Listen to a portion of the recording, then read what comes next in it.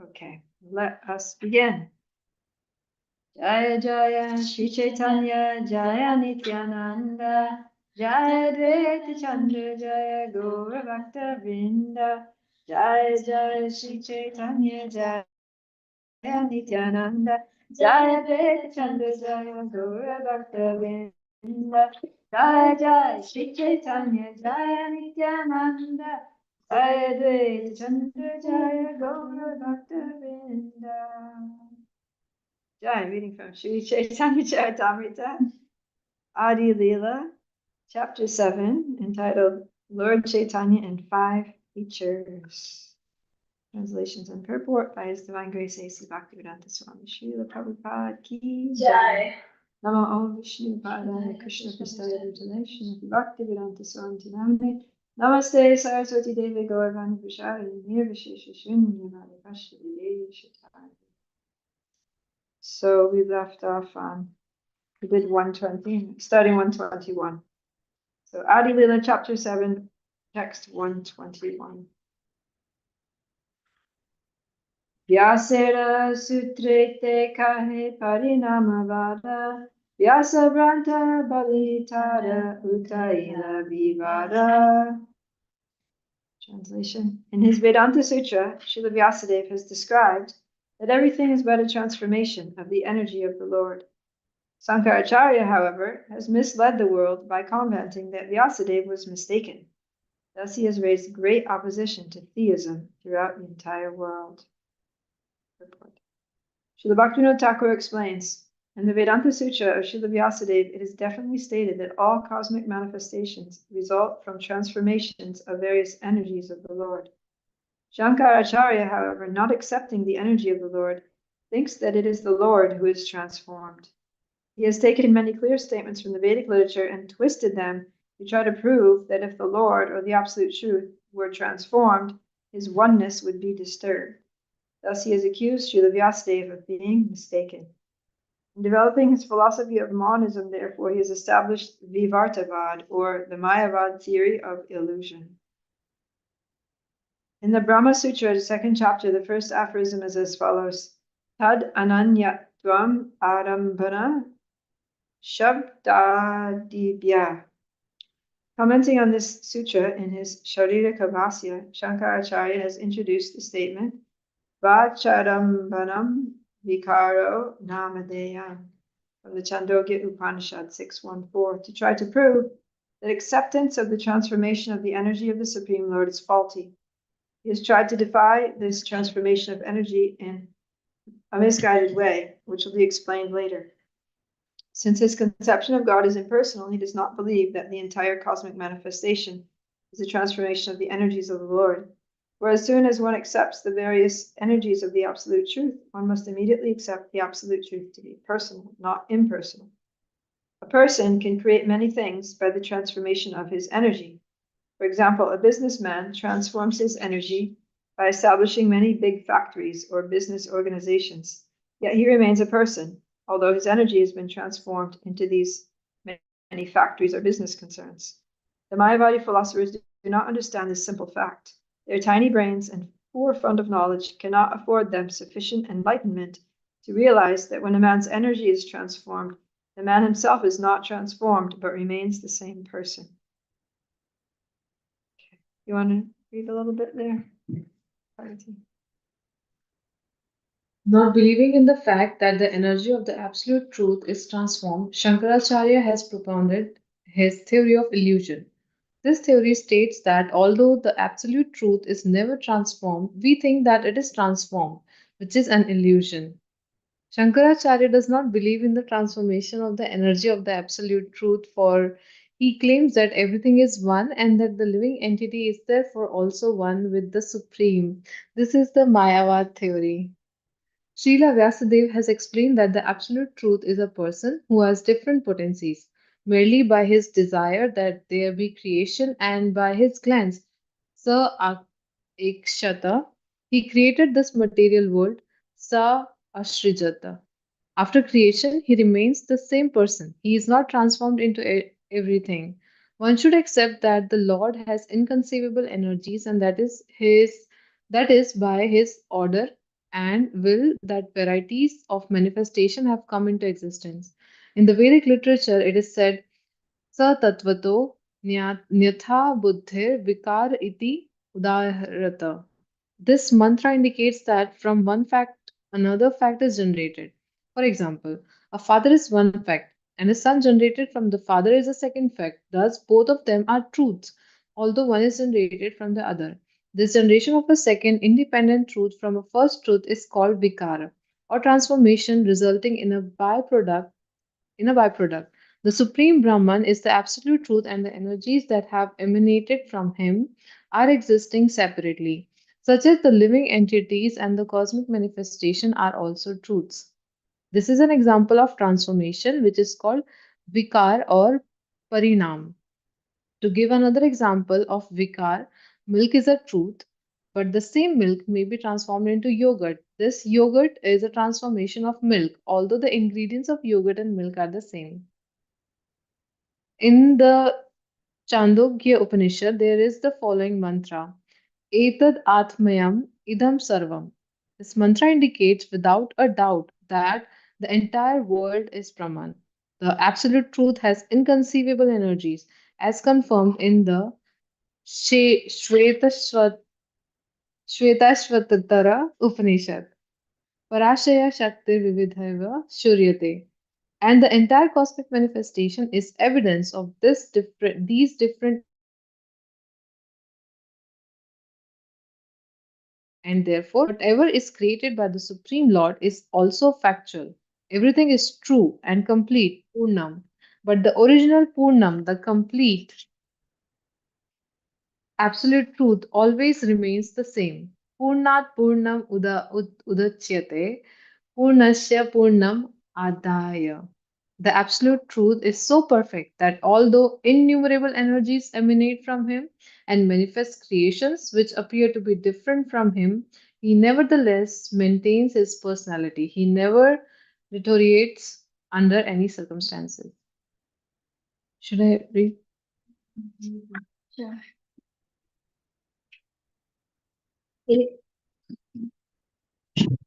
It is that the entire cosmic manifestation is a transformation of the energy of the Supreme Lord, not of the Supreme Lord or Absolute Truth Himself, who always remains the same.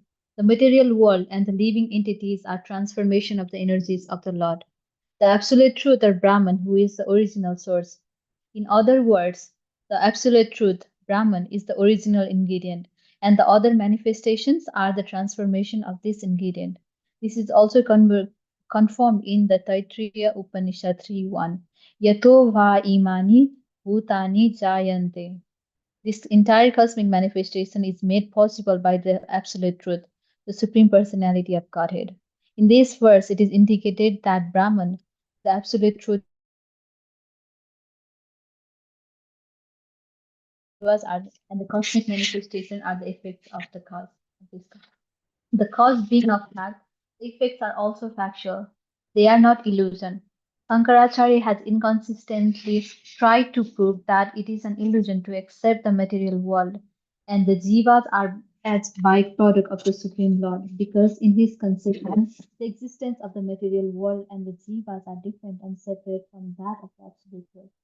With this jugglery of understanding, Mayavadi philosophers have propagated the slogan Brahma Satyam Jagan Mithya, which declares that the absolute truth is fact but the cosmic manifestation and the living entities are simply illusions, or that all of them are in fact the absolute truth and the material world and living entities do not exist separately.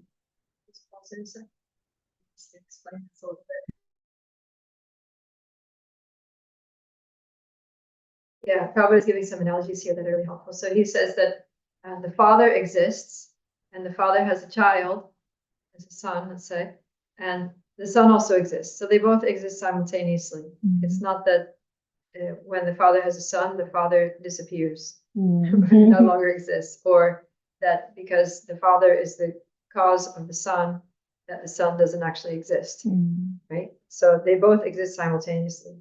So he's using that to say that the Lord and the jivas and the cosmic manifestation and everything that expands from the Lord are both factual, right? because the Mayavadis, they give this example that if you take a piece of paper and you tear it up into small pieces and you throw it, then the one becomes many, but the one is gone. There's no more one piece of paper, right? The origin is lost. So that's what they say, that they don't say that the energies of the Lord are transformed. They say that the Lord is transformed and he becomes, all the jivas, and there's no more Lord, right? Like Lord is gone. And that, we are all God, and we just need to all merge back together, and then we'll all be God together again. Like all the little pieces of paper, you tape them all together and you get the piece of paper again.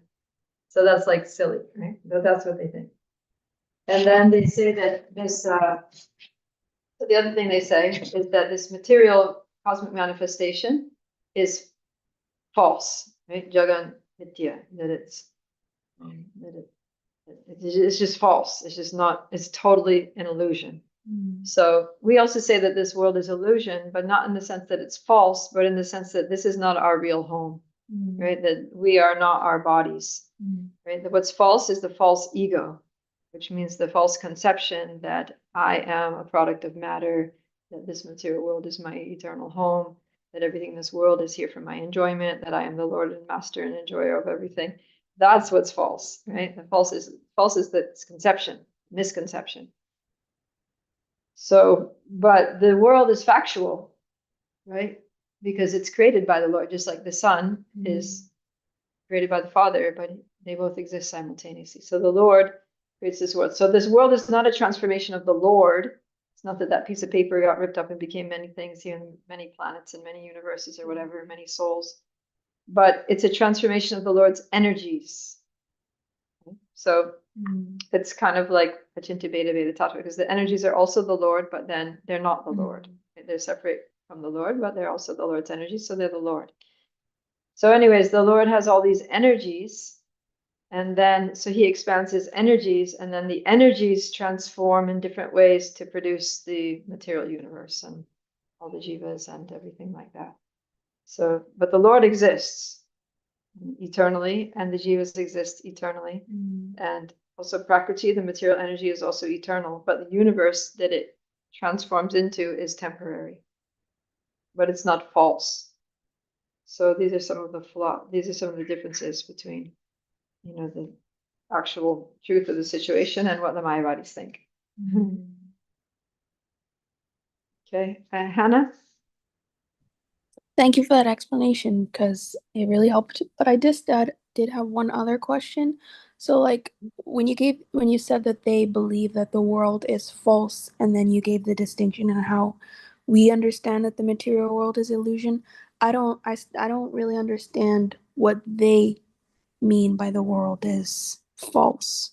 Like, do they think it's a dream? Like, what do you mean by that? Yeah, that it doesn't exist at all. It's just totally an illusion. Yeah, like a dream. And that we are not covered by the material energy, because their whole thing is that we are God. So then, we give the argument that, well, if you're God, then how can you be covered by Maya? How can you be illusioned? Because God can't be, that would make illusion more powerful than God, if God can fall into illusion. So then they say, no, this whole situation here is not real. It's just, the illusion is an illusion. That's not a real illusion. It's just, I don't know how they explain it. It doesn't make any sense. That's why Prabhupada says they just juggle words around, because it actually doesn't make any sense at all. It's a very strong line which you said. How someone is a god if you can fall in illusion? Yeah. Yeah, God cannot fall in illusion. Yeah, so that's a really good argument, because they say, yeah, now we're here in this illusion, but it's not real, so it's just going to evaporate, and then we'll we'll realize at that time that we are actually God. And This is the worst illusion ever. Then we couldn't think of something better if we were supposedly God. yeah, if they were God, they could probably come up with a more convincing explanation, right? Are they thinking of Brahma? Like we say that Brahma falls down and the false ego capture him, and then Brahma falls down up to the material. No, when they say Brahman They say, where is it? Brahma Satyam. They're not talking about Lord Brahma, the demigod. They're talking about spirit. Spirit is true, and this material universe is false. Say it's false, temporary. That's the difference. Yeah. And we say it's like a reflection, right? Yeah. The reflection of the apple tree in the lake. It's a real reflection, like it's a real thing. You can really see it. You know, you can take a picture of it. You can make a video of it. It's really there, right? But it's temporary. As soon as the sun goes down, it's gone. Yeah. And it only exists because the real tree exists. It's a reflection. Yeah. So this material world is real, but it's temporary, and it doesn't have the same. See, also in Vedic language, if in order for something to be sat or real, right? There's two different categories of existence: sat and asat. So sat means real and true and eternal, right? All those things.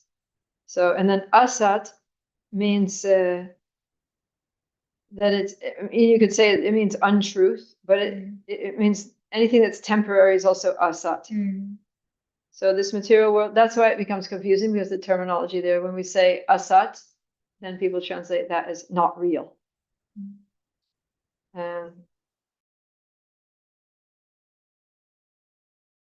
Not eternal, not eternally existing.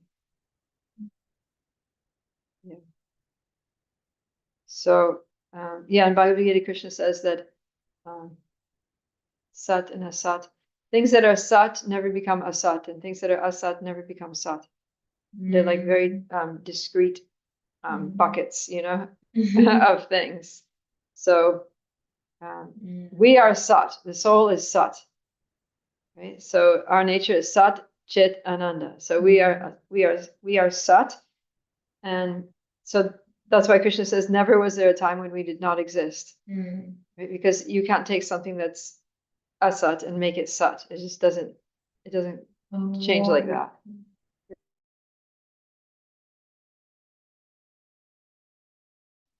And then things and material things don't become sat. Right? Things that are asat don't become sat. They're just temporary. Like that reflection of the tree of the water, it's not going to ever become a real tree. Yeah. Right? There's just no chance that it's ever going to become something real. It's always just going to be like, a reflection. But the real tree is there, and the real tree, of course, in the material world, the tree is a material body over an eternal soul. But in the spiritual world, let's say the spiritual trees, they don't die, right? Because their tree form is a spiritual body, right? With which exists eternally, and in which they serve Krishna. So, sat. Okay. Okay. You want to read more, Aruna? Sure. It is therefore to be concluded that Sankaracharya, in order to present the Supreme Lord, the living entities and the material nature are indeed irreversible and ignorant, tries to cover the glories of the Supreme Personality of Godhead. He maintains that the material cosmic manifestation is mithya or false, but this is a greater blunder. If the Supreme Personality of Godhead is a fact, how can its creation be false? Even in ordinary dealings, one cannot think the material cosmic manifestation way the cosmic creation is not false but temporary. It is separated from the Supreme Personality of Godhead. But since it is wonderfully created by the energy of the Lord, to say that it is false is blasphemous. Non-devotees factually appreciate the wonderful creation of the material nature, but they cannot appreciate the intelligence and energy of the Supreme Personality of Godhead, who is behind this material creation. Sripad Ramanacharya, however, refers to a sutra from the Aitreya Upanishad, Atma va idam agra asit, which points out that the Supreme Atma, the Absolute Truth, existed before the creation. One may argue, if the Supreme Personality of Godhead is completely spiritual, how is it possible for him to be the origin of creation and have within himself both material and spiritual energies? To answer this challenge, Sripad Ramanujarya quotes a mantra from the Taittiriya Upanishad 3.1 that states, Yato va imani bhutani jayante, yena jatani jivanti, yat prayanti agrisham grisanti. This mantra confirms that the entire cosmic manifestation emanates from the Absolute Truth, resets upon the Absolute Truth, and after annihilation again re-enters the body of the Absolute Truth, the Supreme Personality of Godhead. The living entity is originally spiritual, and when he enters the spiritual world or the body of the Supreme Lord, he still retains his identity as an individual soul. In this connection, Sripad Ramanujacharya gives the analogy that when a green part enters the green tree, it does not become one with the tree. It retains its identity as a bird, although it appears to merge with the greenness to the tree. To give another analogy, an animal that enters a green forest keeps its identity individuality, although apparently the beast merges with the forest. Similarly, in material existence, both the material energy and the living entity of the marginal potency maintain their individuality. Thus, although the energies of the Supreme Personality of Godhead interact within the material world, they remain separate individuals.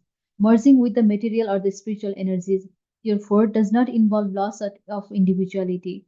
According to Sri Ramanujapada's theory of Visistadvaita, although the energies of the Lord are one, each keeps its individuality. Vaishistya. Sripad Sankaracharya had tried to mislead the readers of the Vedanta Sutra by misinterpreting the words Ananda Vayu Vyasat, and he has even tried to find fault with Vyasadeva. All the aphorisms of the Vedanta Sutra need to be examined here. However, since we intend to present the Vedanta Sutra in a separate volume. I thought it was interesting here how Prabhupada talks about how non-devotees appreciate the creation, right? The universe, how beautiful it is, nature, the sunsets and rainbows and mountains and forests. But they don't appreciate the intelligence of the energy of the Supreme Personality of Godhead who created it. And then the Mayavadis, they appreciate spirit, the eternality of spirit and the purity and that. But then they reject the world. It's kind of like the opposite. So the materialists, they embrace the universe and reject spiritual existence, that there's anything beyond the universe, to the universe. And then the Mayavadis, they embrace spiritual existence, but then they reject the world as false. So the Vaishnavas are very balanced, right? Because we accept the Lord, not just spiritual existence, but the Supreme Personality of Godhead, right? Even more than just Brahman, but the Supreme Personality of whom Brahman is his expanded energy. And then that this material world is also real because it's Krishna's energy. It's another transformation of his energy, albeit temporary. So Vaishnava philosophy is the only one that really accepts everything and accommodates everything. And the others are like, oh, we take this and reject that, take this and reject that. Yeah, the materialists will say that, okay, yeah, we're individuals now, and then at the end of life, we're just done. It's just done. We're just dead and gone forever. And then the Mayavadis, they're the opposite. They say that we're not individuals.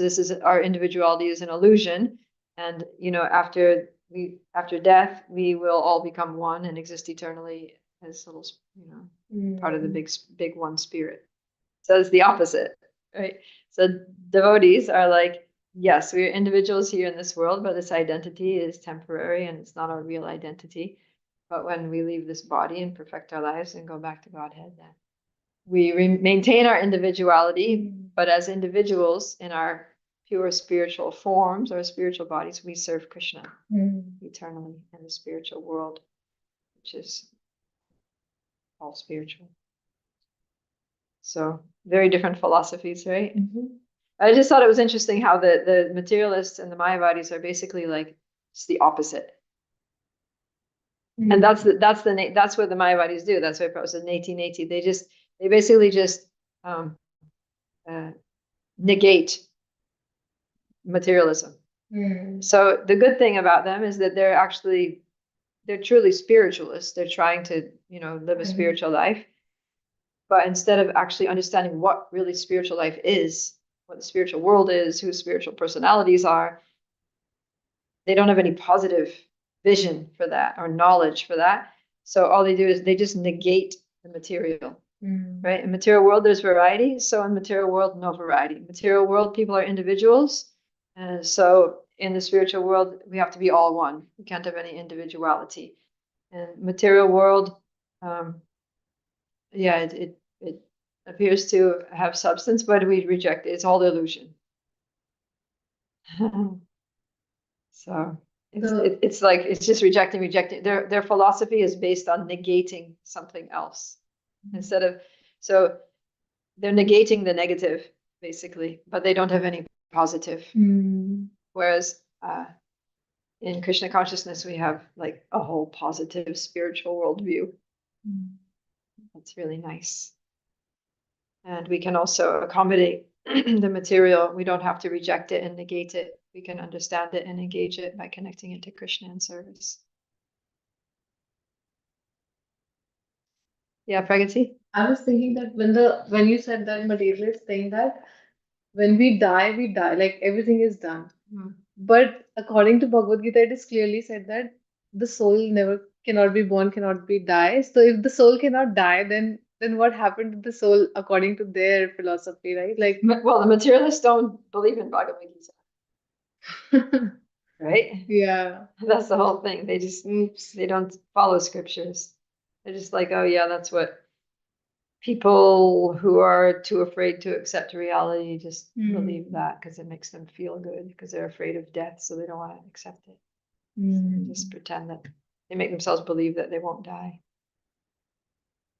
That's what materialists basically think that religious people are weak-minded, and we did create all these beliefs and philosophies to, like, mitigate our fears.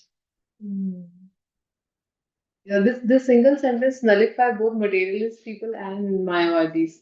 Because if the soul it is said that soul is individual, cannot be born, cannot be die. So if it cannot die, it cannot merge. It has an individual identity, and exactly. It has and then we have to figure out, okay, what relationship you have. So in a sense, there's like a similarity, even in their opposition to each other. There's a similarity in that I guess their ignorance, of the actual nature of the soul. So that's what they have in common, is their failure to understand the first lesson of Bhagavad Gita. So they have in common that the soul can never be born or die, is not born or cannot be killed, and is eternally, we all eternally exist. So yeah.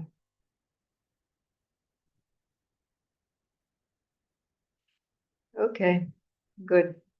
Finish that long purport. Let's go on to text 122. Harinama vade ishvara hayena vikari etakai vivartavada stapana ye kari. Rich, would you like to read?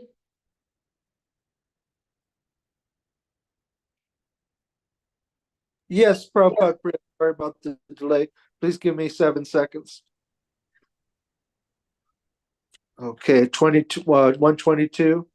Yes.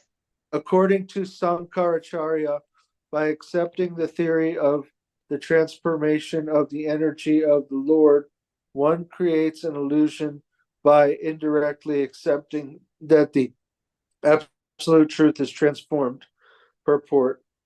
Srila Bhaktivinoda Thakura comments that if one does not clearly understand the meaning of Harinama Vada, or transformation of energy, one is sure to misunderstand the truth regarding this material cosmic manifestation and the living entities. In the Chandogya Upanishad 6.8.4, it is said, Sanmula Samyema Praja Sad Ayatana Sat Pratista The material world and the living entities are separate beings, and they are eternally true, not false. Sankaracharya, however, unnecessarily fearing that by Harinama Vada, transformation of energy, Brahman would be transformed, Vikari has imagined both the material world and the living entities to be false and to have no individuality. By word jugglery, he has tried to prove that the individual identities of the living entities and the material world are illusory, and he has cited the examples of mistaking a rope for a snake or an oyster shell for gold. Thus, he has most abominably cheated people in general. The example of misunderstanding a rope to be a snake is mentioned in the Mandukya Upanishad, but it is meant to explain the error of identifying the body with the soul. Since the soul is actually a spiritual particle, as confirmed in the Bhagavad Gita, Mame Vamso Jiva Loke, it is due to illusion, Virvarta Vada, that a human being, like an animal, identifies the body with the self. This is a proper example of Vivarta or illusion. The verse Atat Vato Niyata Buddhir Vivarta iti Udarrita describes such an illusion.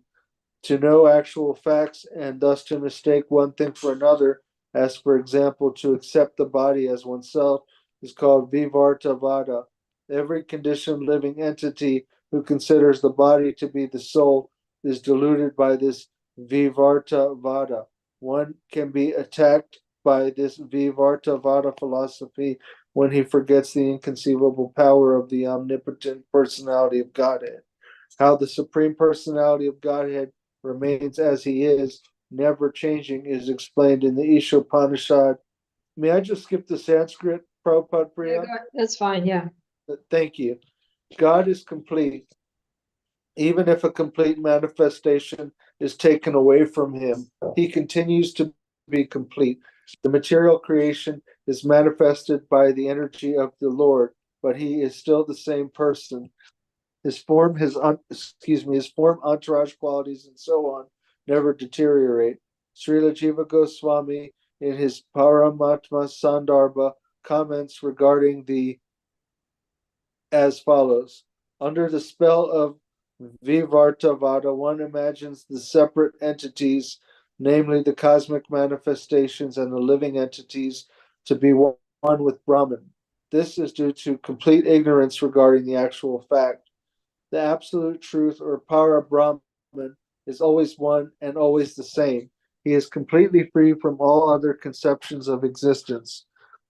He is completely free from false ego, for he is for he is the full spiritual identity. It is absolutely impossible for him to be subjected to ignorance and fall under the spell of misconception Vivartavada. The absolute truth is beyond our conception. One must admit that he has unblemished qualities that he does not share with every living entity. He is never tainted in the slightest degree by the flaws of ordinary living beings. Everyone must therefore understand the absolute truth to possess inconceivable potencies. Prabhupada Priya, please Yeah. excuse me. This this verse, or mostly the purport, I was really kind of confused by the whole thing, and just what. Say that again, because your voice broke up there. Sorry about that. The whole purport, especially the beginning part about Bhakti Vinod Thakur, talking about it was a Sankaracharya. Just it just really the whole purport, except for maybe a few parts, really confused with what it's saying here. Yeah, this is a little dense here. Yeah. So the idea here is, they're talking about, I'll just read the verse. By accepting that, according to Shankaracharya, see, that's why I'm not supposed to hear Mayavad philosophy, because it's very bewildering. So that's why you're feeling bewildered, is because he's trying to explain Mayavad philosophy. So according to Shankaracharya, by accepting the theory of the transformation of the energy of the Lord, one creates an illusion by indirectly accepting that the absolute truth is transformed. So, yeah, the fact is that the absolute truth cannot be transformed. The absolute truth is eternally the absolute truth, and it doesn't become something else. And he says that he tries to prove that Shankaracharya tries to prove that the individual identities of the living entities in the material world are illusory. So they look real. You know, when we look out the window, it looks like we're seeing a real world. But Shankaracharya says that no, it's not a real, it's just an illusion. It's just like if you're walking down the road at night or twilight or something and you see a rope on the side of the road, you might think it's a snake. It looks like a snake, but it's not a snake. It's just a little piece of rope that someone dropped on the road. So in the same way, he says, when you look out the window and you see some, world out there, it looks like a world, but it's not. It's an illusion. So that's the point that he's making. So, yeah. So Prabhupada is countering that. Or Lord Chaitanya here is countering that. He's saying that. So he quotes this very important verse, which is the invocation of the Sri Ishopanishad, Om Purnamada Purnamidam Purnat Udachite Purnasya Purnamadayam Purnam Eva Vishishite. That the Supreme Personality of Godhead is perfect and complete. And because he is completely perfect, everything that emanates from him is also perfectly equipped as complete wholes. Right? Whatever is produced of the complete whole is also complete in itself.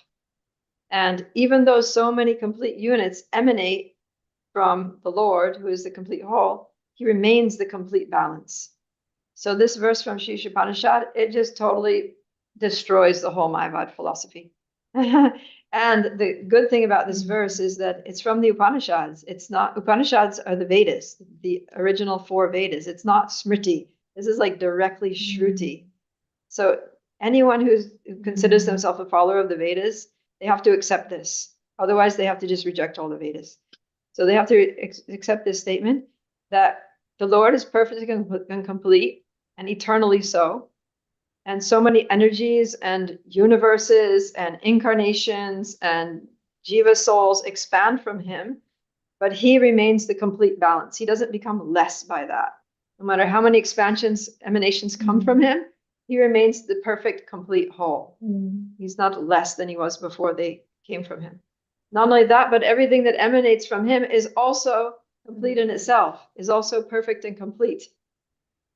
I don't know about perfect, but at least complete in itself, right? So like, each one of us, we are a complete functioning unit, right? Like I am a functioning unit. I can walk, I can talk, I can think, I can do so many things. I have my own existence. I have my independent existence. I have my free will. I'm, a complete functional unit. So, and as a soul, maybe, in my conditioned state, I'm not perfect, but as a soul, I'm actually perfect, right? Each soul is perfect. Each soul is pure. The nature of the soul is pure, Satchit, Ananda, and, completely comprised of spiritual energy, Shuddha Sattva. So Shuddha means pure. That's our nature. So everything is perfect and complete. But the Mayavadis say the opposite of this. They say that when something emanates from the Lord becomes less, that he is diminished. Gets diminished to the point of being nil, and then these things that emanate, that appear to have form in this world, they're also just illusory. Their individuality is illusory. They're not there. Yeah, so it's a mess. It's just totally like heretical. It's like heresy against the Vedas. And they claim to be like masters and philosophers and scholars of Vedanta Sutra. But any Bhakti Shastri student that, read Sri Ishopanishad, the very first verse, can defeat their whole philosophy based on Vedic knowledge. Thank you, Prabhupada Priya, for clearing that up for me. Thank you. I was thinking mathematically also infinity minus one is infinity. Infinity plus one is infinity. And infinity Yeah. is like complete. Yeah. Nothing happens to the infinity. Yeah. Yeah. Did you guys hear that about mathematics? So, yeah, this is a principle that's very easy to understand. Hannah? I feel like this purport really established God as God. You know, sometimes in Krishna consciousness, we're like trying to develop our relationship with Krishna and we hear such intimate pastimes, but this was like, remember who you're dealing with. So I did have one question. When my bodies believe, like you said, like they look out the window and they think is an illusion, then how do they justify physical pain? Because it feels very real. Yeah, they justify it that it's an illusion and it's due to, false identification because we identify with the illusion because we're attached to illusion. It's like a dream, right? In a dream, you're having some experience and, let's say somebody in the dream is strangling you or kicking you or something, then, you're getting hurt. You're experiencing pain, you're experiencing fear, all these things. And then you wake up and you're just like, oh, it was just a dream. So that's the way they look at it. Okay. But then, I mean, in our philosophy, also in Bhagavatam, it also says that, a lot of this material existence is like a dream. But there's a difference. The way that the Mayavadis say it's like a dream is different from the way that the Vaishnavas say that it's like a dream. So now Lord Chaitanya is going to explain that in the next verse. Okay. 123. Vastuta parinamavada se pramana dehe atma buddhi e vivarta sthana. You want to read, Hannah? Sure. Transformation of energy is a proven fact. It is the false bodily conception of the self that is an illusion. Purport. The jiva, or the living entity, is a spiritual spark who is part of the Supreme Personality of Godhead. Unfortunately, he thinks the body to be the self, and that misunderstanding is called vivarta, or acceptance of untruth to be truth. The body is not the self, but animals and foolish people think that it is. Vivarta, or illusion, does not, however, denote a change in the identity of the spirit soul. It is a misconception that the body is the self. That is an illusion. Similarly, the Supreme Personality of Godhead does not change when his external energy, consisting of the 8 gross and subtle material elements listed in the Bhagavad Gita, Bhumir, Apo, Nalo, Vayu, etc., acts and reacts in different phases. So he's saying very clearly what the actual illusion is. Yeah, okay, there is an aspect, there's a sense in which material existence is a dream. And that sense is that we think that we're our material bodies. That's an illusion. But our individuality as spirit fact. So the Mayavadis like throw out the baby with the bathwater, right? They say that this our identity with the body is an illusion, and because in this bodily situation as embodied beings we have individuality. So when we get free from the illusion of the bodily concept, then we also get free from the illusion of individuality. Right? They just throw it all away. We're not these bodies, and these bodies are as bodies we're separate units. So when we get free from the bodily concept of life, we'll also understand that we're not separate. We're all one, right? So that's So what Lord Chaitanya is clarifying here is that the illusion is that we think that we're our bodies, but the fact is that we are eternal individual souls. We're not these bodies, but we are individuals. And so the transformation of energy is a fact. Is that Krishna? We are eternal expansions of Krishna. You have a question, Hannah? Yeah, sorry. So, Okay. so when they're saying that, okay, you're God, but you just forgot you're God, and now you're dreaming this illusion. But when you wake up from it, you'll realize that you're God, and then we can all merge back into God. What? Okay, so like we know, like you said, we have an understanding that this is an illusion, but in a different context, that the actual material world is a part of creation, and like what we just read.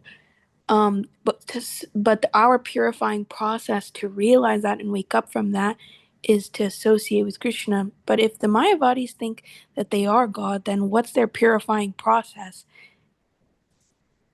They to study remember? Vedanta. They study Vedanta and they just meditate on Brahman, and they try to, in their meditation, they do impersonal meditation, which is they try to stop all their thoughts and, control the breath and merge the outgoing breath into the ingoing breath, and, just maintain a state of, everything stopped.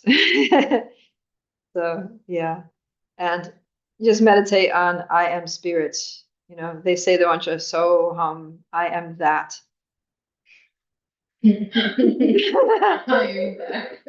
Whatever that is.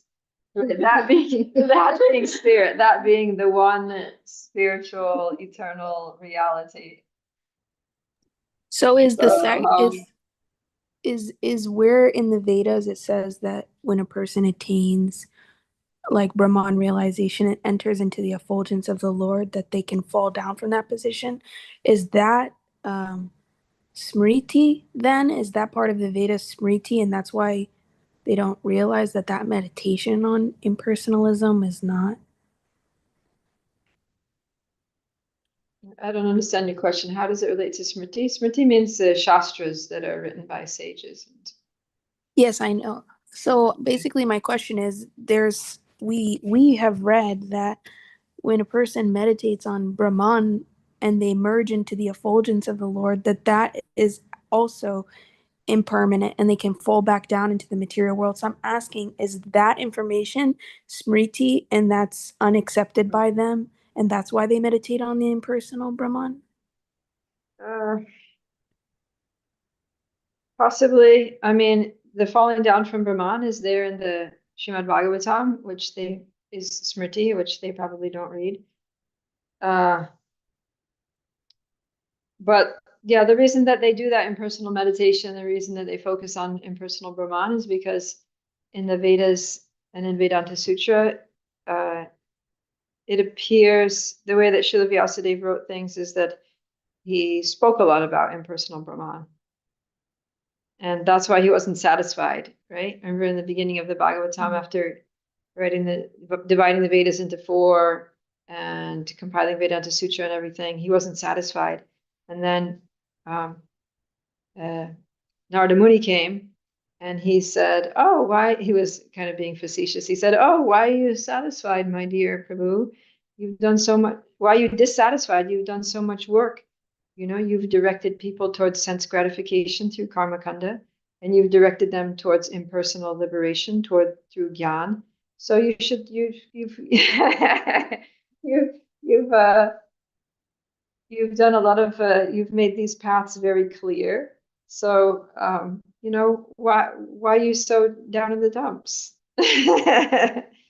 And then Vyasadi was like, "Oh, so it was his indirect way of calling him out, like, yeah, you've made it very clear, all these injunctions for karma kanda, you've made the process of gyan and impersonal realization, the impersonal feature of the absolute truth, very clear, but you haven't very clearly talked about the name, fame, form, qualities, and pastimes of the Supreme Personality of Godhead.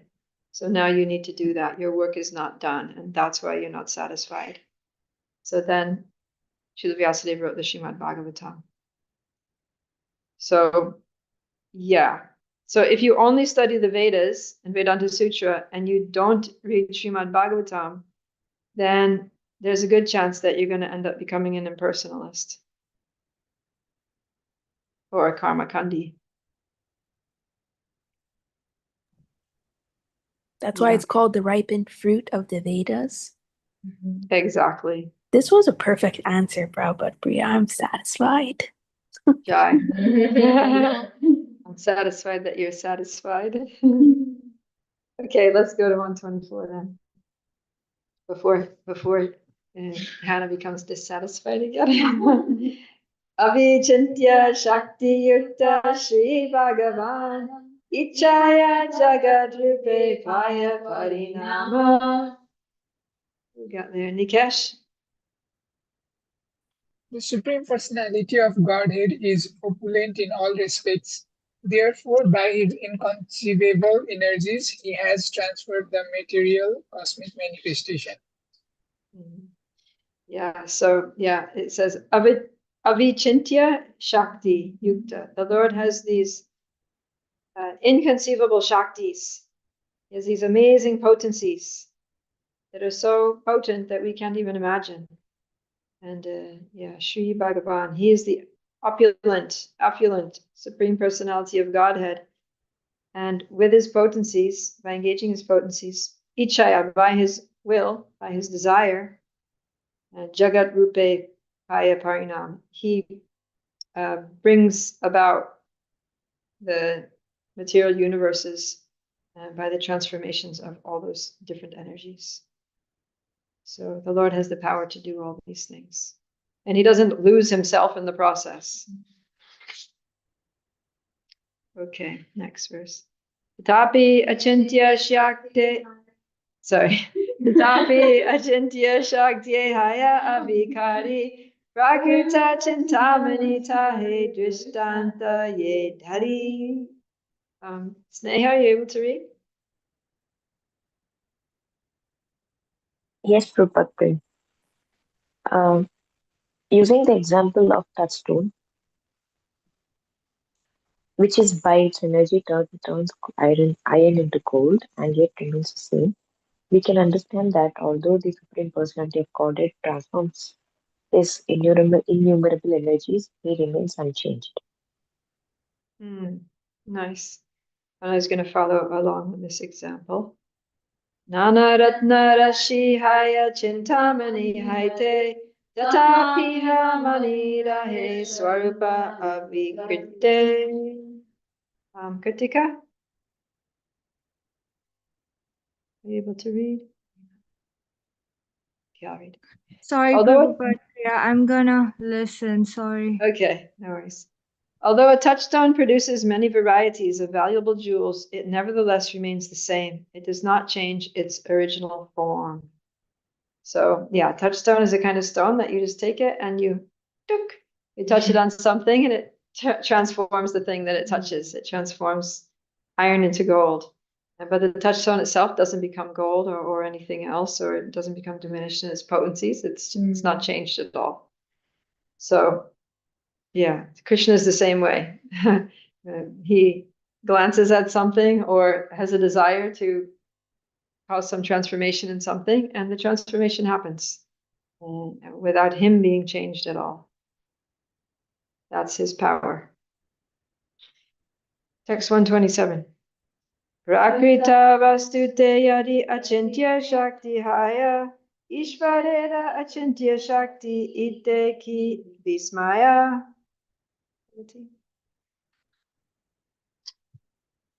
If there is such inconceivable potency in material objects, why should we not believe in the inconceivable potency of the Supreme Personality of Godhead? It's a good question. Right? If a touchstone can do that, Why not then God? what about God? The argument of Sri Chaitanya Mahaprabhu described in this verse can be very easily understood even by a common man if he simply thinks of the activities of the sun, which has been given off unlimited amounts of heat and light since time immemorial and yet has not even slightly decreased in power. Modern science believes that it is by sunshine that the entire cosmic manifestation is maintained, and actually, one can see how the actions and reactions of sunshine maintain order throughout the universe. The growth of vegetables and even the rotation of the planets take place due to the heat and light of the sun. Sometimes, therefore, modern scientists consider the sun to be the original cause of creation, not knowing that the sun is only a medium for it is only also created by the supreme energy of the Supreme Personality of Godhead. Aside from the sun and the touchstone, there are many other material things that transform their energy in different ways and yet remain as they are. It is not necessary, therefore, for the original cause, the Supreme Personality of Godhead, to change due to the changes or transformations of his different energies. So yeah, I like how Prabhupada gives the example of the sun, because this thing of back during the time of Lord Chaitanya when he spoke this, there were actual touchstones that we read about the pastime of Sanatana Goswami and the touchstone. So these were like things that people were like, oh yeah, touchstones exist. This is a real thing that we can relate to. But now in this day and age, I don't know where all the touchstones went, but somebody might read this and be like, well, that's fictitious. Like that's not a thing. So, it doesn't make the point because that thing doesn't seem to exist in our experience. But then Prabhupada gives the example of the sun, which does exist in our experience, and how the sun has been transforming things since time immemorial without being transformed itself. And yet it's just, a globe that was created by God. It's just a material thing. So what to speak of God himself, who is the creator of so many suns. Okay, go ahead. The felicity of Sripad Shankaracharya's explanation of Vivartavada and Parinamvada has been detected by the Vaishnavacharyas, especially Jiva Goswami, whose opinion is that actually Shankara did not understand the Vedanta Sutra. In Shankara's explanation of one sutra, Anandamayo Vyasat, he has interpreted the affix mayat with such word jugglery that this very explanation proves that he had little knowledge of the Vedanta Sutra, but simply wanted to support his impersonalism through the aphorisms of the Vedanta philosophy. Actually, however, he failed to do so because he could not put forward strong arguments. In this connection, Srila Jiva Goswami cites the phrase Brahma Puchhama Pratishtham, Taittiriya Upanishad 2.5, which gives Vedic evidence that Brahman is the origin of everything. In explaining this verse, Sripad Shankaracharya interpreted various Sanskrit words in such a way that he implied, according to Jiva Goswami, that Vyasadeva had very little knowledge of higher logic.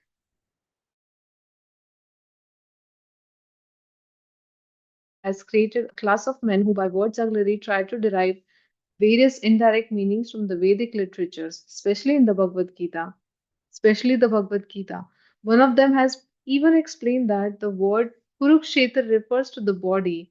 Such interpretations imply, however, that neither Lord Krishna nor Vyasadeva had a proper sense of word usage or etymological adjustments. They lead one to assume that since Lord Krishna could not personally sense the meaning of what he was speaking and Vyasadeva did not know the meaning of what he was writing, Lord Krishna left his book to be explained later by the Mayavadis. Such interpretations merely prove, however, that their proponents have very little philosophical sense. Yeah, like what Krishna really meant to say was this. Sorry, he didn't explain it. He didn't make himself very clear. He needed me to come along and to say what he really meant. It's actually offensive, right? Instead of wasting one's time falsely deriving such indirect meanings from the Vedanta Sutra and other Vedic literatures, one should accept the words of these books as they are. In presenting Bhagavad Gita as it is, therefore, we have not changed the meaning of the original words. Similarly, if one studies the Vedanta Sutra as it is, without whimsical and capricious adulteration, one can understand the Vedanta Sutra very easily. Srila Vyasadeva therefore explains the Vedanta Sutra beginning from the first sutra, Janmanadi Asya Yata, in his Srimad Bhagavatam 111. So just a sec. Yeah, Prabhupada would get so annoyed with people who they actually have their own agenda, which has nothing to do with Krishna's message in the Bhagavad Gita, and then they just use the Bhagavad Gita to like put forward their own agenda, and they quote Bhagavad Gita verses, and then they twist the meaning of them to basically make them say what they want to say, but even though that's not what Krishna is trying to say, Krishna's saying. And so Prabhupada is saying that these Mayavadis, they do the same thing with the Bhagavatam. with the Vedanta Sutra. They take the verses of the Vedanta Sutra and then they just twist them to say whatever they want to say, right? So he says he takes one sutra, Ananda Maya Vyasa, and he interprets it in such a way that shows that he actually doesn't know what the Vedanta Sutra actually says, but he uses it to support his impersonalism. So yeah, because they don't have any authority on their own, so they try to borrow authority from the Vedanta Sutra and make their points using Vedanta authority, but they change the meaning of the Vedanta. So it's like kind of like philosophical crime, you know? Yeah. Okay. Cheating Krishna himself. Yeah, they're just trying to cheat Krishna. I don't know who they think they're cheating. They're cheating themselves only. Because Prabhupada says that even though they do that, they try to do that, but then Prabhupada says, actually, however, they fail to do so because they can't put forward strong arguments.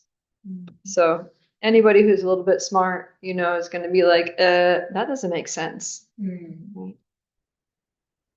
I meditate upon him, Lord Sri Krishna, the transcendent reality, who is the permeable cause of all causes, from whom all manifested universe arise, in whom they dwell, and by whom they are destroyed. I meditate upon that eternally effulgent Lord, who is directly and indirectly conscious of all manifestations, and yet is fully independent. The Supreme Personality of Godhead knows very well how to do everything perfectly. He is Abhigya, always fully conscious.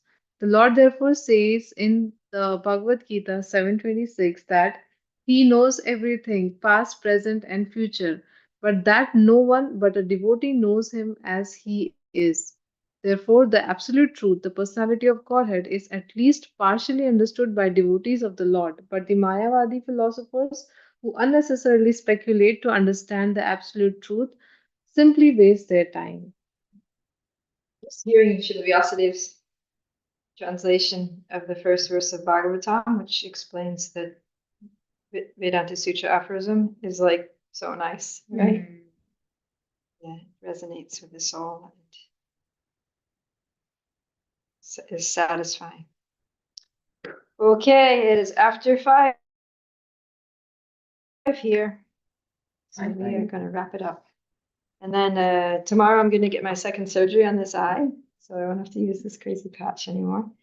And so my surgery is in the morning, so potentially we could have class, but it just depends on how I'm feeling. So I'll let you know on the WhatsApp group. Okay. Right then. Stay tuned. Shri Chaitanya Charitamrita ki jai. Srila Prabhupada ki jai. Shri Krishna's Kaviraj ki jai. Shri Chaitanya Mahaprabhu ki jai. Jai.